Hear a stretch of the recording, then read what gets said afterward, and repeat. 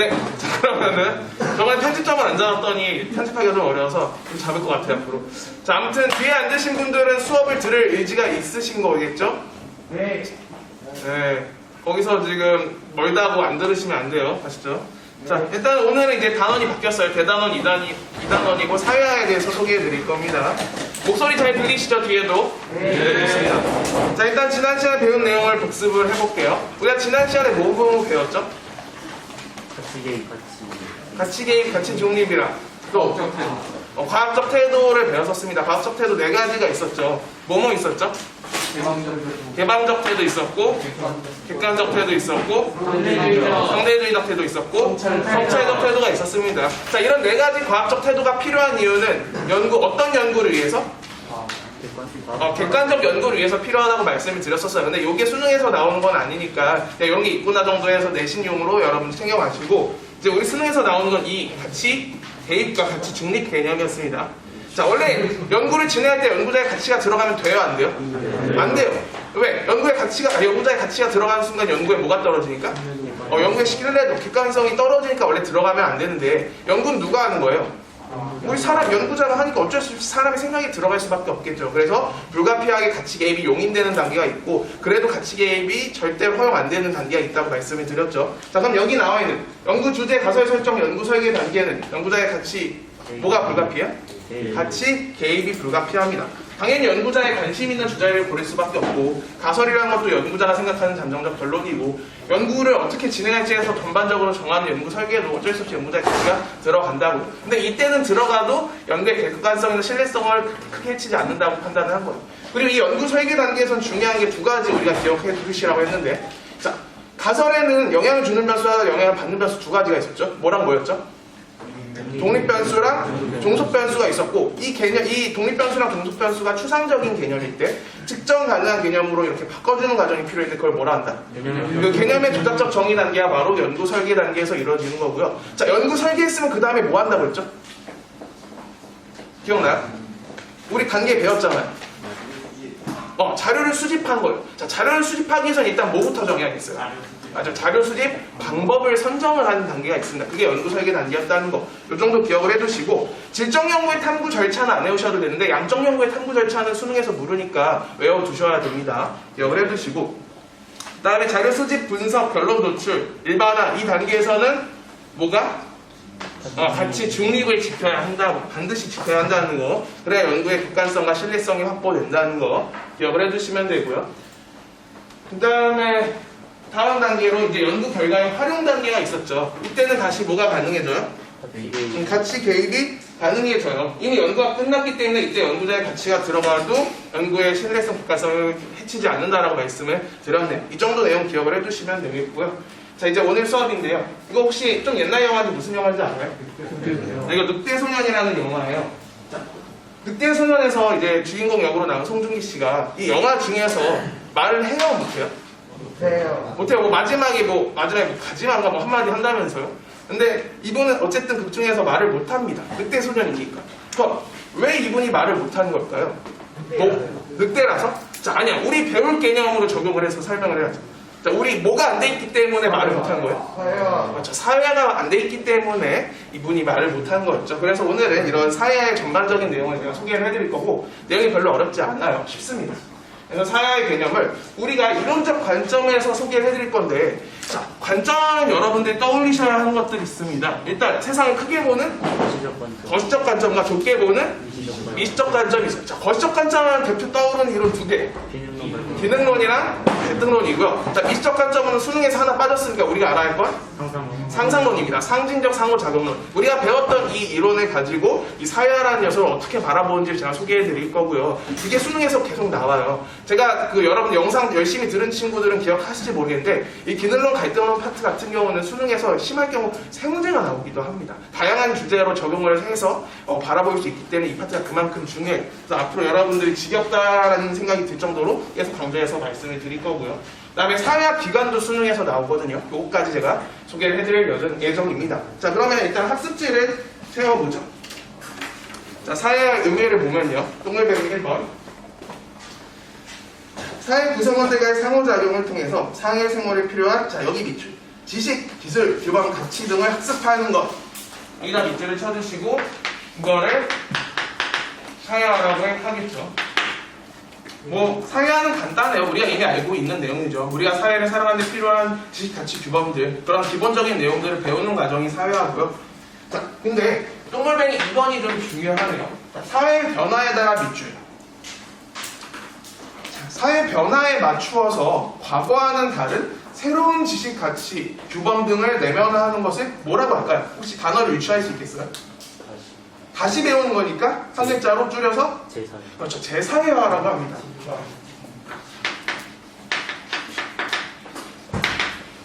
재사회화 기억을 해두시고요.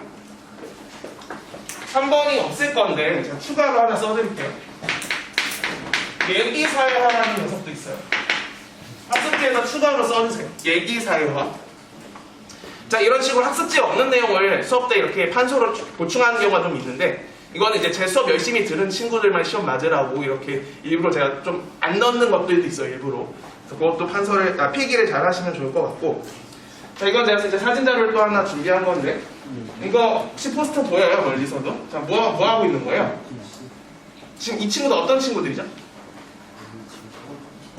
어린 유치원 다니는 어린이집 친구들인 것 같아요, 보니까. 자, 지금 보면 여기에 과속 금지라고 이렇게 포스터를 그려서 뭐 하고 있는 거예요? 길거리에서 홍보를 하고 있는 그 장면의 사진을 찍은 겁니다.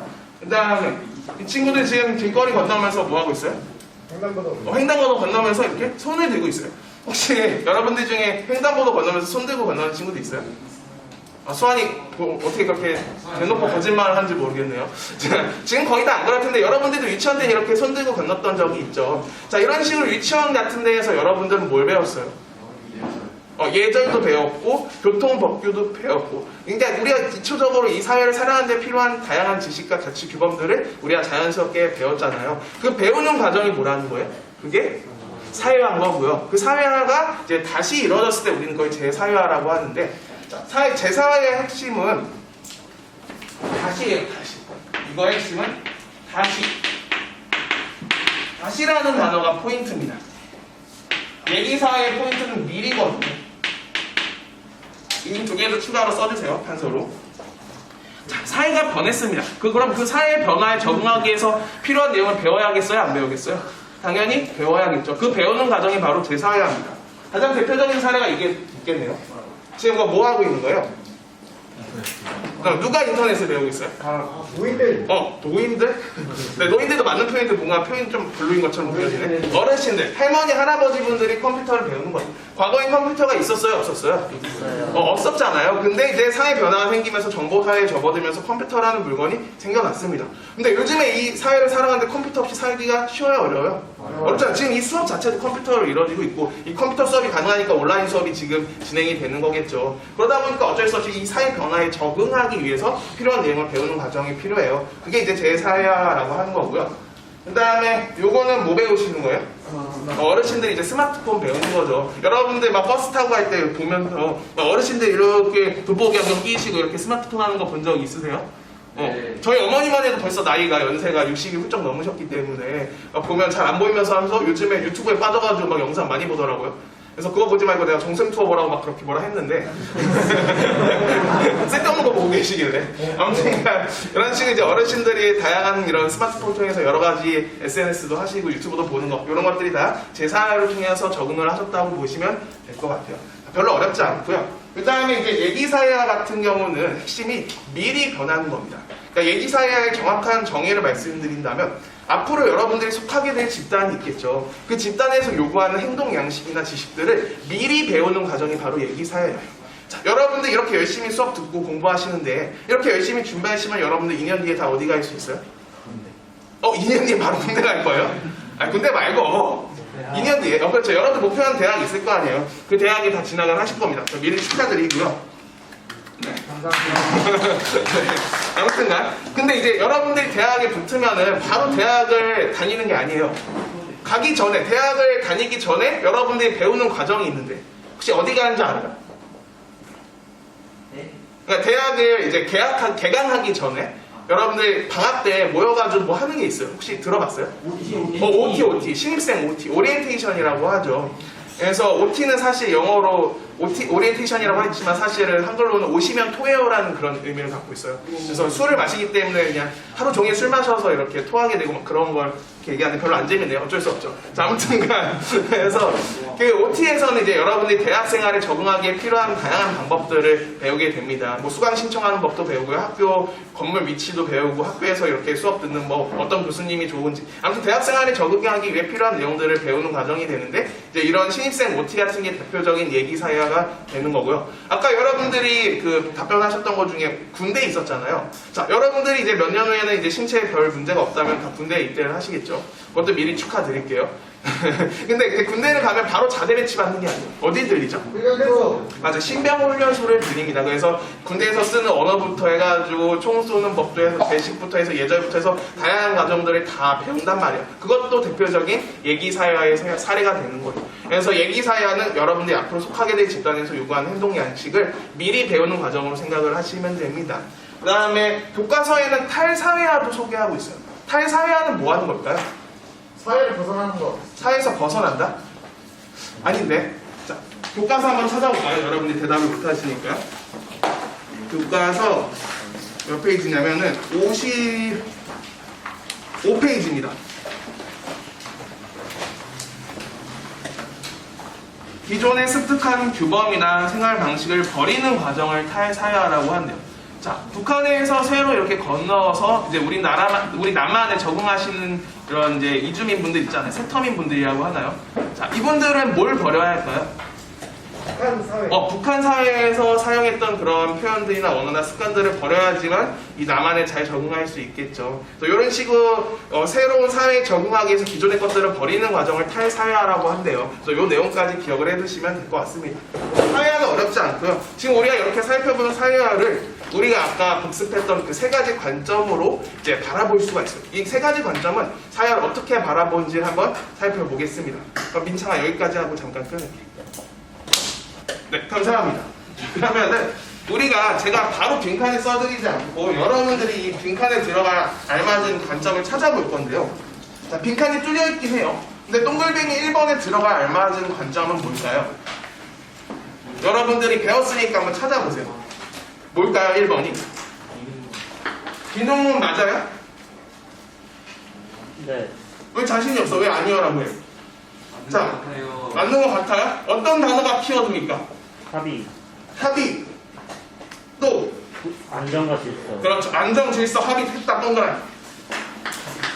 이러한 단어들을 통해서 우리는 첫 번째 동글뱅이 1번이 기능론적 관점이라는 것을 쉽게 알 수 있겠네요. 사례를 들어서 한번 설명해 드려볼게요. 이 기능론적 관점은 사회화를 기존의 사회 구조의 안정과 질서를 유지하기에 필요한 수단이라고 본답니다. 자, 이거 혹시 뭔지 아시겠나요? 어느 프로인지 아세요 혹시? 무한도전이고요. 이때가 누구 나왔을 때냐면 빅뱅의 승리 아니지? 그 GD랑 그 다음에 태양 나왔을 때고요. 그 다음에 IUC 나왔을 때고요. 그 다음에 혁오밴드 나왔을 때고 윤상씨 나오고 막 이랬을 때인데 이제 여러분들한테 제일 익숙한 건 아마 레옹은 기억하시죠? 이게 2015년이더라고요. 근데 무한도전이 이제 끝난 지 조금 되긴 했지만 이런 가요제 프로그램 할 때마다 항상 음원 차트를 휩쓸었었잖아요. 또 되게 재밌는 그런 프로그램 그 구성 중 하나였는데 사실 이때 노래가 화제가 되기도 했지만 다른 게 화제가 되기도 했었어요. 혹시 아시나요? 들어보셨어요? 네. 뭐 노래 말고 뭐가 다른 게 이거와 관련해서 다른 게 이슈화가 됐었는데 이제 너무 오래돼서 기억이 안 날 수 있는데 뭐였냐면 쓰레기 문제가 이슈화가 됐었어요.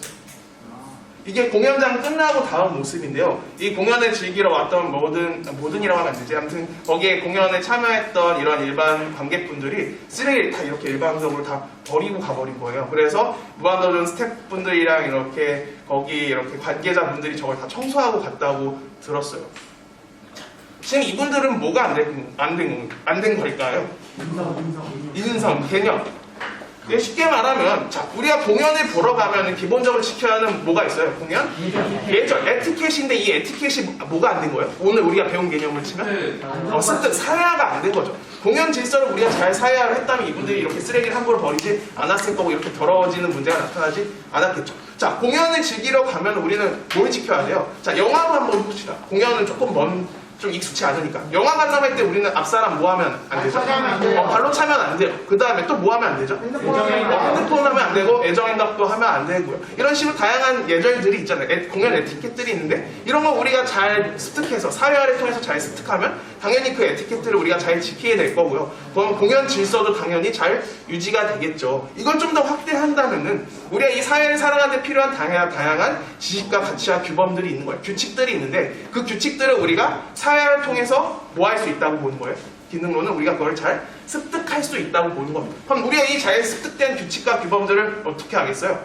잘 준수하면서 잘 살아가게 되겠죠. 우리가 이런 규칙과 규범들을 잘 지키면서 살아가면 이 사회에 뭐가 유지될 수 있다고 보는 거예요? 안정과 질서가 유지될 수 있다고 보는 겁니다. 쉽게 말해서 기능론은요, 이 사회화를 기존의 사회 구조를 유지하는데, 이거 적으시면 좋아요.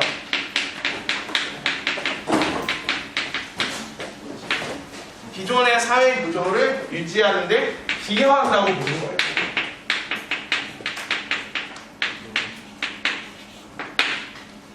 기존의 사회 구조를 유지한다고 보는 것. 이게 바로 기능론이 사회화를 바라보는 내용이 되는 겁니다. 다양한 규칙과 규범들을 우리가 사회화를 통해서 잘 습득함으로써 우리가 그걸 잘 준수하게 되니까 기존의 사회 구조, 사회 안정과 질서가 잘 유지하게 된다라고 얘기를 하는 거죠. 딱 기능론스럽죠? 어때? 느낌이 좀 오시나요? 괜찮아요? 자, 그러면은 동글뱅이 2번을 한번 볼게요. 자, 2번에 들어갈 건 뭘까요? 맞아요. 갈등론입니다. 무슨 단어가 키워드일까요? 불평등에다 밑줄, 동그라미 쳐주세요. 갈등론적 관점에선 사회화를 불평등한 사회 구조를 유지하기 위한 기제라고 본답니다.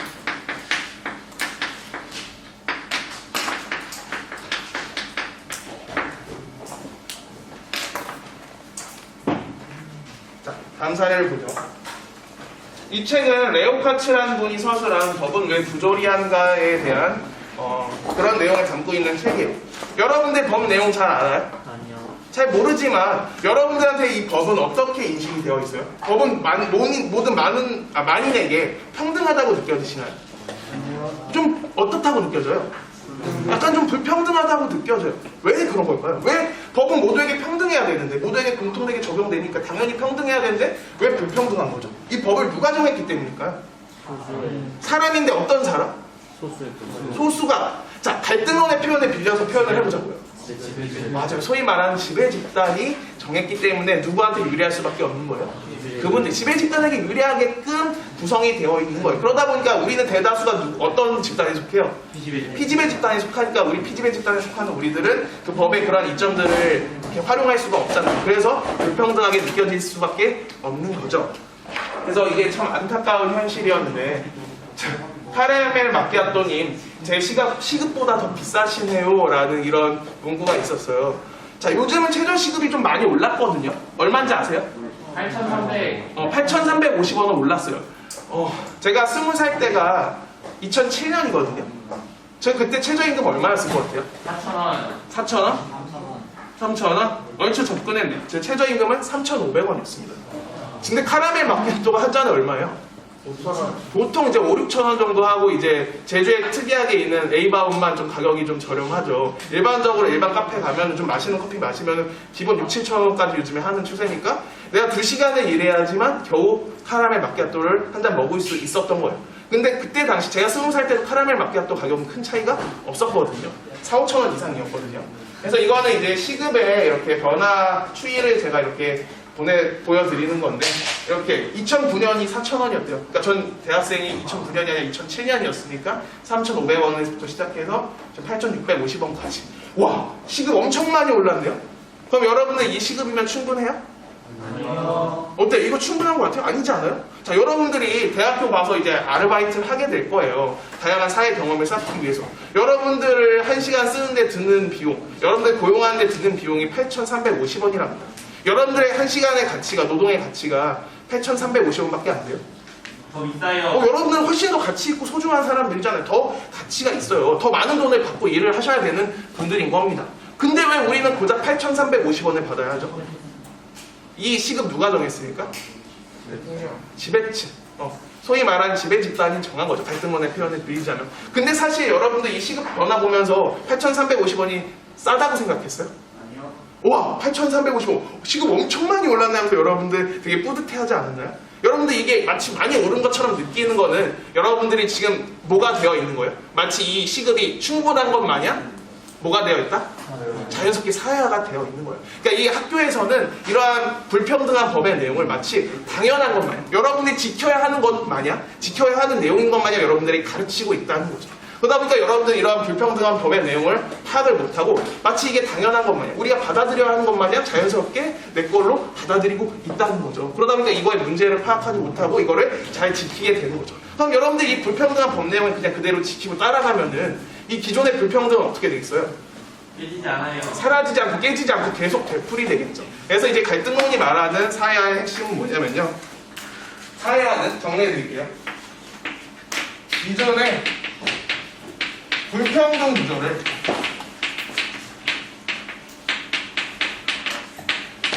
유지하는데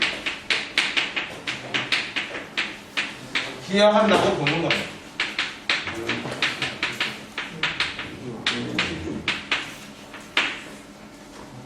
갈등론이 말하는 사회화는 기존의 불평등 구조를 유지하는 데 기여한다고 본다. 이게 바로 갈등론이 바라보는 사회화의 내용이 되는 겁니다. 어때요? 이해되시나요?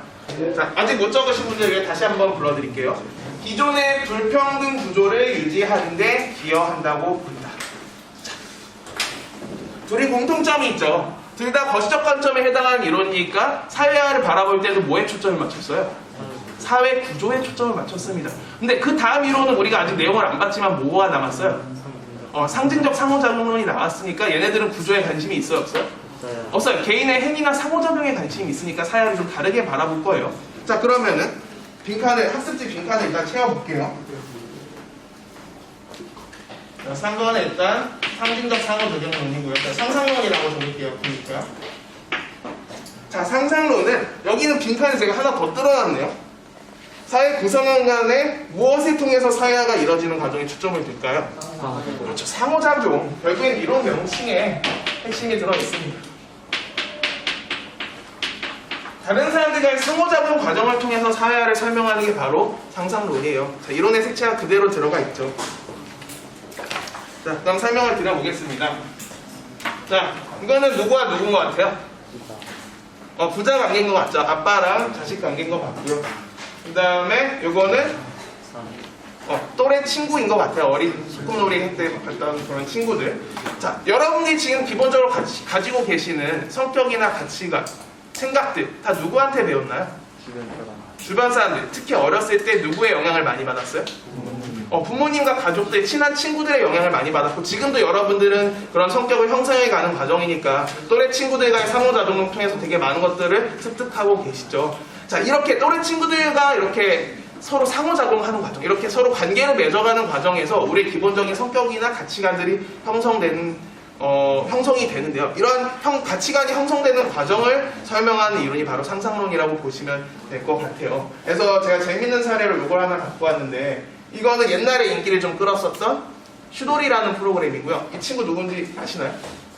추성훈 씨, 격투기 선수 추성훈 씨의 딸인 추사랑 씨거든요. 근데 지금 이게 둘이서 이제 소꿉놀이를 하고 있었어요. 시장놀이를 하는데 소금친 오이를 판대요. 근데 추성훈 씨가 이 사랑이가 만든 이 소금친 오이를 100원에 팔 거냐고 했더니 사랑이가 끄덕이면서 팔겠다고 했어요. 여러분들 100원에 팔면 돼야 안 돼요? 안 돼요. 그럼 남는 게 없잖아요. 완전 손해보는 장사란 말이에요. 그러니까 지금 사랑이는 아직 무슨 개념이 습득이 안 된 거예요? 경제와 관련된 개념이 아직 습득이 안 된 겁니다. 근데 여러분들이 어렸을 때 아마 기억을 더듬어 보면 이런 소꿉놀이, 시장놀이 하면서 이렇게 물건 돈 주고, 가짜 돈 주고 받으면서 이렇게 물건 판매하는 경험이 있으시죠. 자, 그런 과정을 통해서 여러분들은 경제와 관련된 다양한 개념을 습득하게 됩니다. 이처럼 다른 사람들과의 상호작용 과정을 통해서 이 사회를 살아가는 데 필요한 다양한 지식과 가치 규범을 습득하는 과정을 설명하는 이론이 바로 상징적 상호작용론이 되는 거고요. 그래서 이 상상론은 사회화를 어떻게 보냐면, 상상론은 사회화를 개인의 자아가 형성되는 과정이라고 봐요.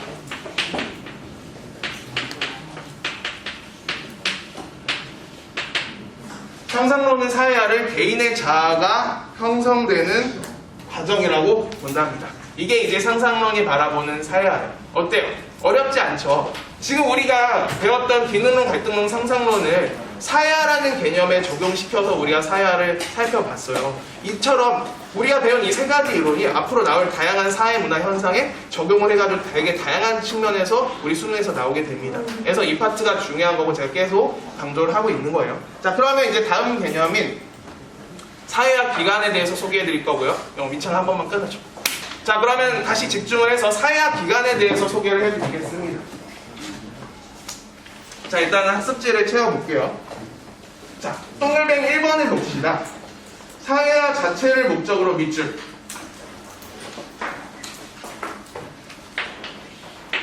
자, 이처럼 사회화 자체를 목적으로 형성된 기간을 공식적 사회화 기간이라고 해요.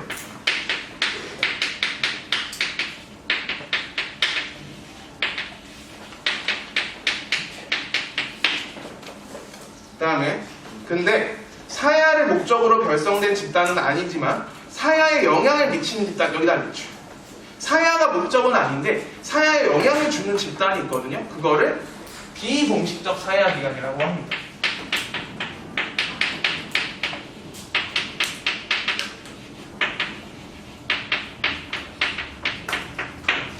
그 다음에 동글뱅이 2번도 마저 채우고 설명을 드려볼게요. 자, 기초적 생활 양식 여기다 밑줄. 기본적 인성과 자아 등 이런 기본적인 생활 양식을 사회하는 기간을 1차적 사회화 기간이라고 해요.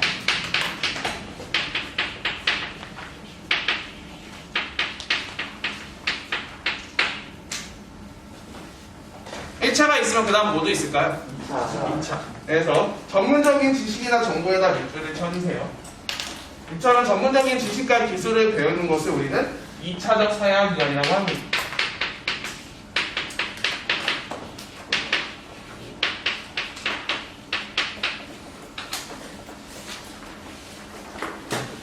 설명을 드려볼게요.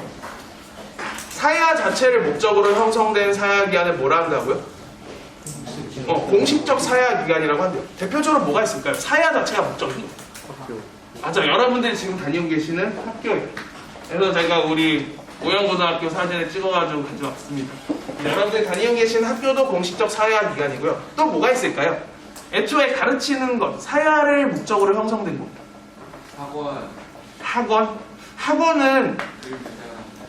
학원은 사회화가 그냥 단순히 지식을 가르치는 걸 말하는 게 아니거든요. 전반적인 걸 모두 포괄하는 개념이니까 사회화는 학원 같은 경우는 공식적 사회화 기간이라기보다는 뭐에 포함되냐면 학원에서 우리는 뭘 배울 수 있죠? 맞아요. 전문적인 지식과 기술을 배울 수 있으니까 2차적 사회화 기간의 대표적인 사례가 학원이 들어갑니다. 그래서 학원을 공식적 사회화 기간이라고 하기 조금 애매한 구석이 있습니다. 수능에서 그걸 포함시키지 않아요. 그래서 수능에서 보통 포함시키는 사례가 이제 청소년 수련원. 그래서 여러분들 청소년들 갔을 때 여러분들에게 다양한 것들을 제공을 해주잖아요. 그래서 청소년들의 사회화를 목적으로 형성된 기간이라 청소년 수련원이 실제 수능에서 나타나는 사례이기도 하고요. 그 다음에 평생교육원, 어르신들의 이렇게 인생 전체에 걸쳐서 다양한 교육을 제공하는 사회화를 제공하는 평생교육원도 공식적 사회화 기간의 사례가 됩니다. 기억을 해두시면 좋을 것 같고, 자, 그 다음에 비공식적 사회화 기간은 사회화가 목적은 아닌데 뭐에 영향을 준대요? 사회에 영향을 주는 기간이에요. 어떤 게 있을까요? 사회화가 목적은 아닌데 사회에 영향을 준대요. 뭐가 있을까? 한번 생각을 해보세요.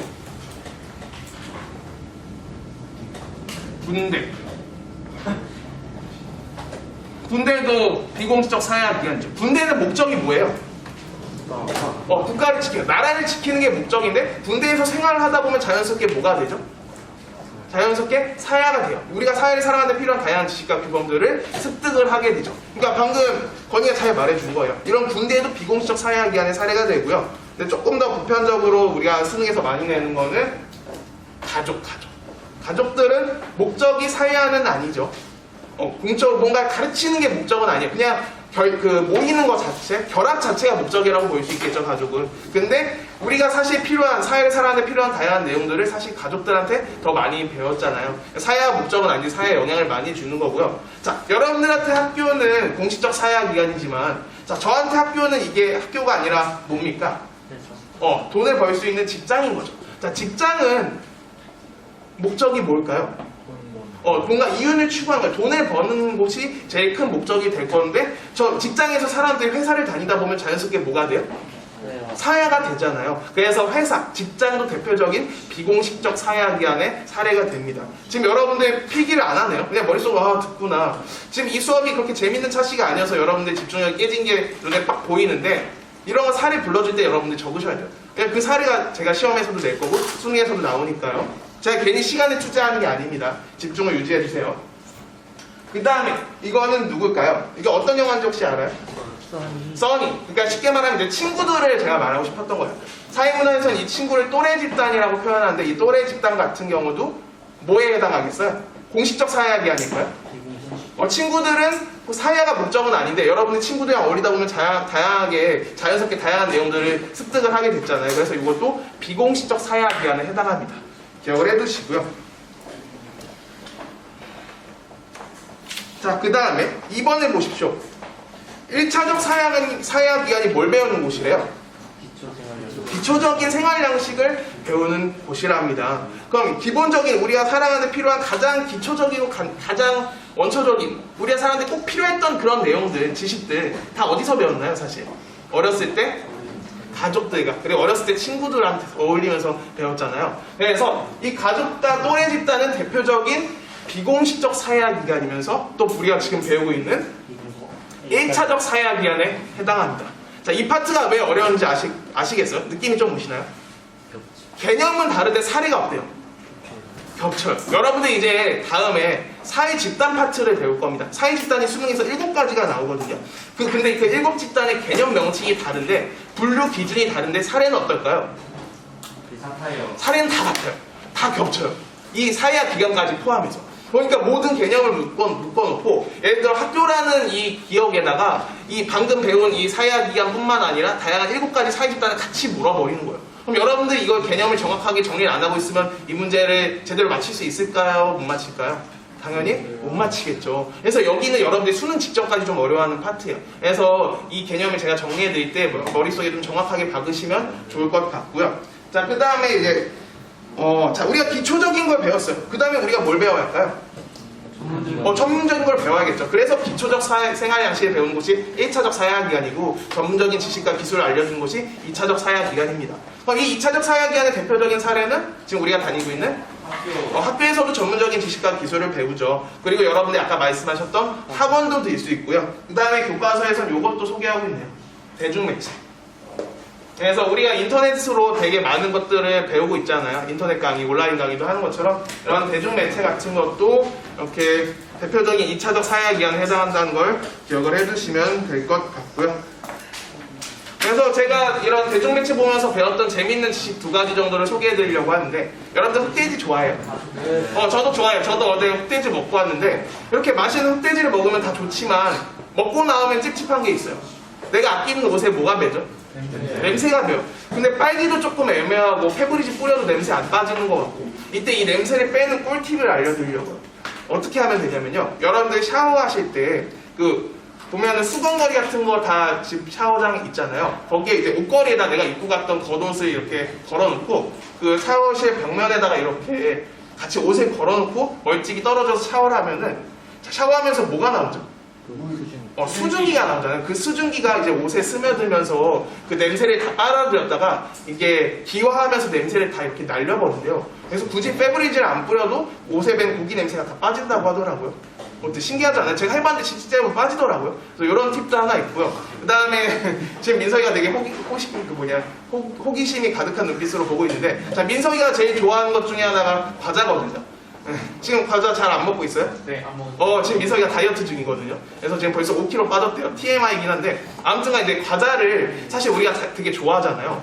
그래서 민성이 같은 경우 과자 한번 뜯으면 사실 안 남을 것 같아요. 그쵸? 안 남기는데 여러분 혹시 과자 먹고 남는 경우 있어요? 예. 있을 거예요 분명히. 예를 들어 좀 대용량 과자 같은 거 하면은. 근데 과자는 그 자리에서 바로 먹으면 맛있는데 남으면 무슨 문제가 생기죠? 아니 눅눅해져서 다음에 먹으면 약간 좀 퍼석퍼석하고 맛이 없잖아요. 근데 이 과자를 쇠가루처럼 먹을 수 있는 팁이 있습니다. 맞아요. 전자레인지에 넣고 한 15초? 10초 정도만 돌리면은 과자에 배어있는 뭐가 빠지죠? 수분기가 빠진대. 그래서 같이 방금 뜯은 과자처럼 이렇게 바삭바삭하게 그 과자를 즐길 수 있다고 하더라고요. 그래서 근데 지금 말도 안 되는 이런 생활 꿀팁 같은 거 저 다 어디서 배웠을까요? 이런 지식들. 사회문화가 아니라 대중매체. 인터넷 검색을 통해서 배웠거든요. 이래서 이런 식으로 대중매체 같은 게 이렇게 2차적 사회학 기한에 해당한다는 걸 기억을 해주시면 됩니다. 어때? 내용이 어렵진 않죠? 근데 우리가 아직 이것만으로는 관련 수능 문제를 풀기가 조금 어려워가지고 오늘도 제가 수능 특강 문제를 하나 실어왔습니다. 여러분들 학습지에 있죠? 이제 시간을 드릴 테니까 일단 문제를 풀어주세요. 네, 이제 다시 집중해주세요. 자, 일단 학습 목표를 다시 한번 봅시다. 사회의 개념을 다양한 이론적 관점에서 이해한다.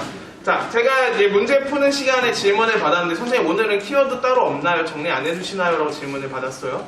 자, 오늘 굳이 키워드가 없는 이유는 뭐 때문일까요? 나중에서 어떤 거? 다중에서? 아니요. 정해져 있어서. 정해져 있어서? 다 알고 있는 거라서. 그렇죠. 이미 다 알고 있는 거니까. 지금 우리가 오늘 사실 주로 배운 내용이 뭡니까? 사회를 뭐로 바라봤어요?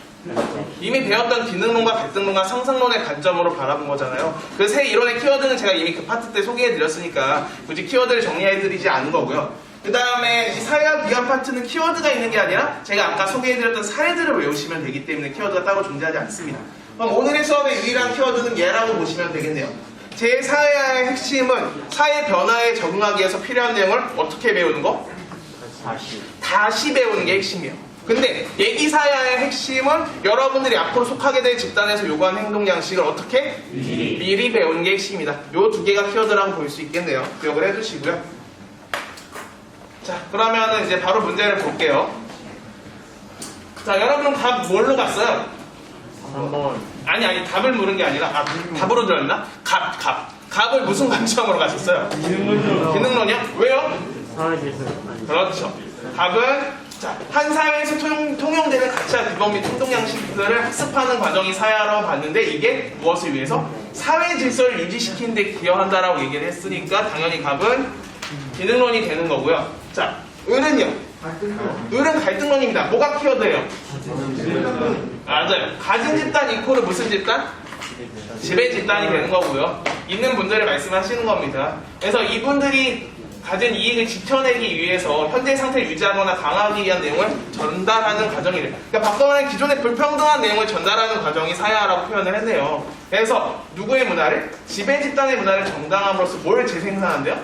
기존의 사회 불평등을 재생산한답니다. 그러니까 얘네는 갈등론이라는 걸 쉽게 알 수 있고요. 자, 그러니까 제가 키워드를 소개 안 해드렸죠. 이미 배운 키워드니까. 자, 그럼 보기를 볼게요. 네. 자, 기능론은 사회 전체가 공유하는 지배적인 문화의 존재를 부정할까요? 아니죠. 이거를 어떻게 한다고요? 부정하는 게 아니라 이거를 인정합니다. 그러니까 우리가 지금 지키고 있는, 따르고 있는 이 규칙과 규범들, 이걸 우리가 지배적인 문화라고 인정을 해요. 왜? 그런 규칙과 규범들을 정하는데 누가 합의했으니까? 사회 구성원 전체가 모두 합의했다고 보니까. 그래서 이 표현은 기능론에 해당하는 표현이 아니라 갈등론에 해당하는 표현입니다. 왜 갈등론은 이걸 부정할까요? 이 규칙과 규범들을 누가 정했다고 보니까? 지배 집단이 정했다고 보니까. 그래서 둘 차이가 있다는 걸 기억을 해두시고요. 그 다음에 니은 갈등론은 사회의 내용이 지배 집단 내의 합의를 통해서 형성된다고 본대요. 맞아요? 맞아요? 합의인데? 합의 이거 기능론 키워드 아니에요? 아, 잘하셨어요. 맞아요. 그냥 사회 구성원 모두의 합의가 아니라 누구의 합의래요? 지배 집단의 합의니까 갈등론이 맞는 겁니다. 그래서 여러분들이 시간이 없으니까 지문 분석할 때 키워드만 뽑아내가지고 여러분들의 해당하는 이론이나 개념을 찾아낼 수 있긴 한데 그래도 내용을 꼼꼼히 살펴보는 것도 필요하다는 걸 기억을 해두시고 그 키워드로 내용을 파악하는 방식은 여러분들이 도저히 문맥이 파악이 안 됐을 때 그때 그걸 써먹는 게 더 좋을 것 같아요. 자, 그 다음에 디귿 답을 모두 사회 구조와 연관을 지어 사회화를 인식한대요. 맞아요? 왜요? 맞아요. 여러분들 온라인 수업을 열심히 들으셨다면은 기억을 하고 있어야 되는데, 자, 사회문화 수능 문제에서 사회 구조라는 단어가 나왔다. 그럼 무조건 뭘 떠올려라? 거시적 관점을 떠올려라. 즉, 기능론, 갈등론 둘 다 떠올리셔야 된다는 겁니다. 그래서 디귿은 맞는 복이고요. 다음, 리얼. 자, 기능론은 갈등론과 달리 사회화가 현재 사회를 유지하려는 목적을 갖고 있다고 본대요. 이거 맞아요? 틀려요? 맞아요. 맞아요. 틀려요. 그래서 오답이 아마 많이 나온 것 같아요. 지금 정답이 틀린 복입니다. 틀린 복. 여러분들 이거 틀려요라고 맞아요라고 한 친구들 왜 맞다고 생각했어요? 자신 없나요? 틀린 걸 물어보니까 자신 있게 대답을 못 하겠어요? 아마 여러분들 입장에서는 이 현재 사회에다가 현재 사회 질서라는 단어를 괄호치고 여러분들 머릿속에서 집어넣지 않았나요? 그러니까 아마 여러분들이 이걸 맞다고 생각했을 거예요. 여기서 질서라는 말 했어요? 아니요. 이거는 뭐라고 얘기했어요? 둘 다 현재 사회를 유지하려고 본다라고만 표현했어요. 자, 그러면은 기능론 입장에서는 어떤 사회를 유지하려고 보는 거예요? 기존에 지금 가장 안정적이고 조화롭고 균형을 이루고 있는 현재 사회 질서를 유지하는 데 기여한다고 보는 게 기능론이 바라본 사회라면, 갈등론은 부정적이긴 하지만 기존의 뭐를? 불평등한 사회 질서를, 불평등한 사회 구조를 유지한다고 보잖아요. 그러니까 사회 질서를 유지하려는 목적을 가지고 있다고 보는 거는 기능론, 갈등론 둘 다 해당되는 표현인 거예요. 근데 그 사회 질서가 바라보는 시각이 다른 것 뿐이죠. 그래서 정답은 몇 번? 3번. 니은딕은 3번이 답이 되는 문제입니다. 그러니까 이런 거 헷갈리지 않도록 주의하시면 되고요. 네, 수업 듣느라 수고 많으셨습니다. 수업 여기서 끊을게요. 고맙습니다.